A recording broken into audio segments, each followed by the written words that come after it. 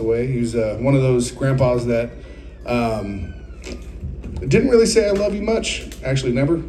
And he was just one of those dudes. You know, if you didn't work hard, you weren't worth your weight, kind of thing. So we learned how to work hard really quick in our household up there. And my dad really wasn't around before my stepdad came along and married my mom. But so he kind of stepped into that fatherly figure position and taught us how to work hard. And I thank him for it every day, because I don't think I'd be where I'm at today in my life if it wasn't for that kind of mentality that he taught me early on that I hated when I was a kid. But before he passed away, though, I was like, man, I feel inspired that I need to write something for my grandpa before he's gone. The catalyst of this whole thing, though, is that he hated that I did this for a living. Absolutely hated the whole fact of the music thing, because my dad did it, and he hated my dad. So he didn't want me to turn on my dad. But so every time I would talk about music, he just didn't want to hear about it. So I waited till he was pretty much bedridden, and I was like, I'm going to take this advantage, and he can't run away.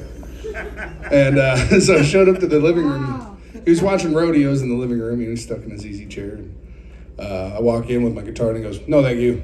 I'm like, "What do you mean?" He's like, "You're going to try to sing me a song, aren't you?" I'm like, "Yep." And he goes, "I don't want to hear it." I'm like, "Well, tough." And I shut off his rodeos. Which pissed him off pretty good. So I was like, "You're going to hear this because I wrote it for you. And whether you like it or not, I'm proud of it." So I sang it to him, and he gave me a smirk and a nod. This is the best I ever got. And so I was pretty stoked about that. I was like, "Oh, sweet, he didn't yell at me." A couple weeks later, we decided to release the song, and we made it onto CMT for the first time, Country Music Television. And I was so stoked about it, I went back up to tell him about it. And before I could get the words out of my mouth, he goes, "I bet you can't do it again." And he's right. I haven't been able to do it since. But anyway, this is called Hard Working Man, and unfortunately he's not here with us anymore. So I get to keep his legacy alive every night by honoring him and his hardworking mentality with a song. I've been working at the mill, I've been pulling that chain, and the aching in my back's enough to drive me insane. I've been drinking that pain away with my head held high. I was told to work hard instead of living a lie. I come from a long line of sinners and losers, but not a single one of them was ever a loser.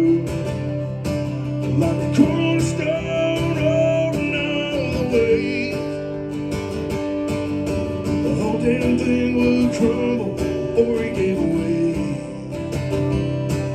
I'm the son of a hard-working man. I've been racking up overtime, just enough to get by. And if they try to take my house, I'll set it on fire. You see, I've got no choice, it's running through my veins. My old man showed me how to do it this way. I come from a long line of sinners and losers, not a single one of them was ever a loser. Like a cornerstone holding on the waves, the whole damn thing would crumble before he gave away. I'm the son of a hard-working man.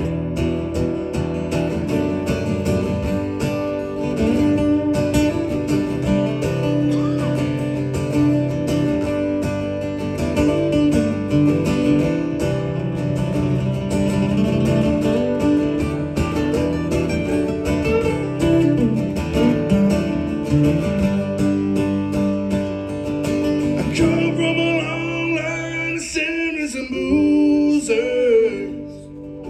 but not a single one of them was ever a loser. Like a